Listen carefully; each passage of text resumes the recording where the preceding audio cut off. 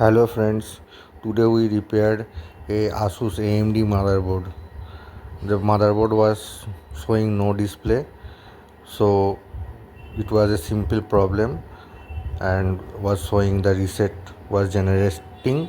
So we replaced the processor and look, the display has come and the board has been successfully repaired.